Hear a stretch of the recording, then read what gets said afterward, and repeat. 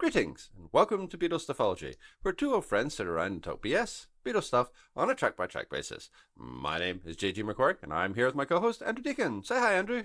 Oh, I don't know if I want to today. This episode is going to be a quick one, so I think we should just uh, well, it's either going to be all chit chat and nothing about the song, or it's going to be 3 minutes of you saying something about the song and me going, yeah. Okay, well, good. Excellent. Well, okay, don't say hi then. See if I care. We're we're talking about Bad Boy today. This is, as you've doubtless established from the running time, simply going to be a minisode, because it's not one of the songs that is perhaps the most coveted and respected in the Beatles' back catalogue. You want to get initial thoughts out of That the is way? an interesting point in itself, in the fact that is this the first one that we've discussed that isn't either A side, B side, or an album track. I don't think we've spoken about anything that up to this point remained in the vault until it was released in this way. Because it's on the what is it, the '66 compilation, Oldies Yeah. but Goldies. So that was the first time it saw the light of day, and then it was as a bonus track. I don't know if the Beatles started the Let's Release a Greatest Hits compilation with one previously unreleased track in the hope that loads of people who own all the other records would then go out and buy this one scam. But if they did, thanks, boys. But it's a weird one to choose, isn't it? You'd have thought maybe let's stick something new on there, which is, I suppose, the other scam. Um, but you could at least say that "Bad Day" by REM is a half decent song to stick as a new song, although was it an old re-recorded? Anyway, it doesn't matter. Uh, you know what I mean. Yeah, yeah, Like at yeah. least it's like, hmm, yeah, this all filler, no killer. Yeah, Lovely. sorry, I Yeah, no, I sort of tailed off there. no. Well, I get what you're going for, but yeah, this is just making up the numbers here. I suppose we've talked about the Dizzy Miss Lizzy EP rather, Yeah, which wasn't exactly widely distributed either. Yeah, but this was pretty obscure. I think even really until um, the Past Masters. I mean, I know it was on Oldies but Goldies, and we've talked about that compilation a little bit in the past, but yeah, it's not a lost classic compilation or anything. And having it here, as we do now, I mean, there's no such thing anymore as an obscure Beatles song. That's not a thing that exists anymore. But it's as close as you maybe might come to finding one, even compared to like the cover versions that we've talked about over the course of the previous few albums, of which there have been plenty, obviously. This is just nothing. It's not on anything. It's just this kind of orphan track. Deservedly so. it's not exactly the greatest cover version of all time, is it? uh, Oh, it's that's it's a bit of a side question. What is the greatest cover version of all time? I'll I tell you mean, what I think is the correct answer in a minute. oh, I shall look forward to that. I'll Google my own brain and have a quick consideration as to what that might be. What I will say is, it may not be the greatest cover version of all time, but it's not bad. I think I quite like it. It's not anything important or revelatory or dynamic, but compared to some of the slop that we've had to deal with when it comes to cover versions recently, obviously most notably What Goes On, which just sounds lazy and bored and like nobody can really be bothered. But there's a real energy to this. It's got a spark to it. Lennon is giving a good vocal performance. Ringo's on fire on this. It really feels like the band are, for whatever reason, not knackered when they're recording it. And that alone differentiates it from quite a few cover versions that we've touched on recently. I mean, it feels like it's sort of it comes out of the era of rebel without a cause kind of Yeah. thing of that sort of, ooh, there's a naughty boy in the neighborhood kind of thing, and that, which is fine. It sort of fits in with that sort of American growth of the teenager as an act of rebellion, and it rocks for a couple of minutes, and it's perfectly fine and perfectly forgettable, and it's quite funny how MacDonald, the arbiter of all things, well, you know what I mean, the chronicler of Beatles songs, just dismisses it in a short paragraph. I mean, he dismisses it as hat work on two counts, once by the Beatles and then once by Larry Williams, which I think is unfair. I think it's a half decent tune, but it's like genre based, and it's fine. And they record it, they know it well, they get the job done. It's effective, it fizzes, but it doesn't leave a lasting impression.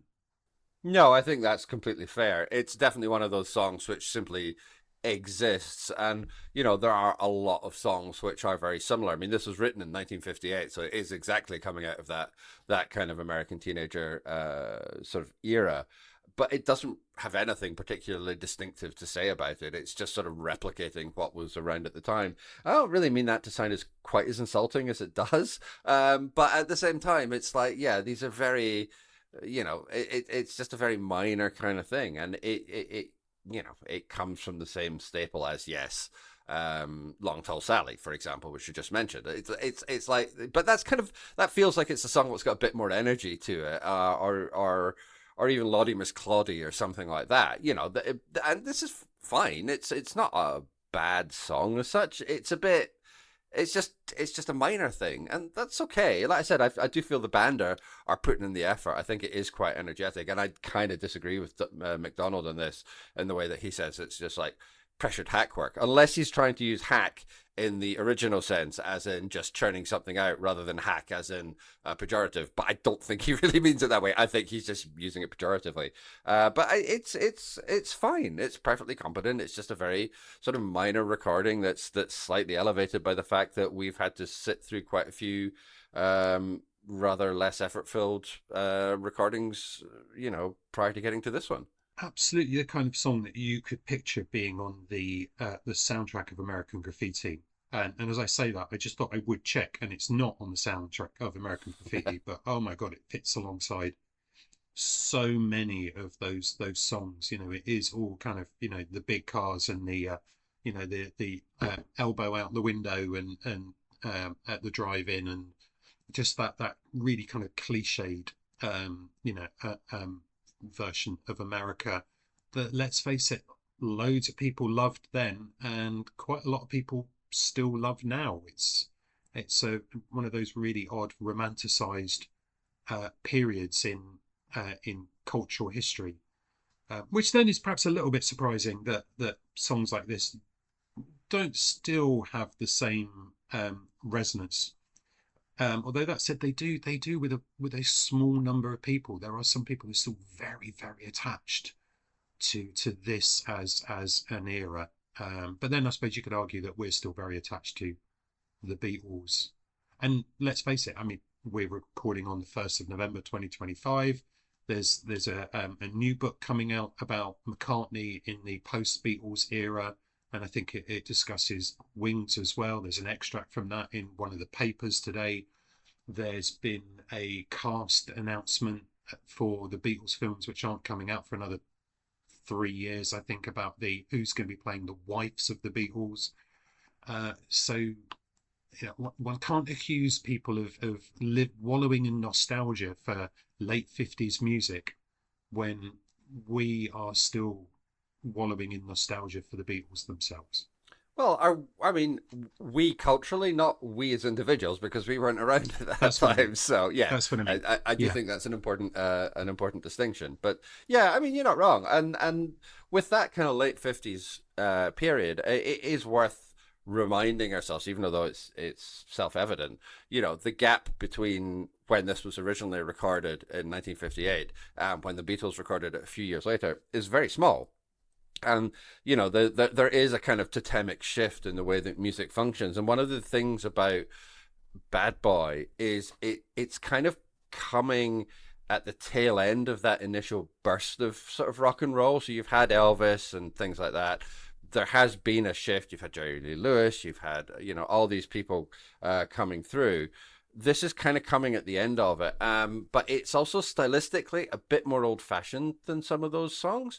It's sort of an R&B number, and particularly listening to the Larry Williams original, which is not as pacey and energetic as the Beatles version. It has a slightly more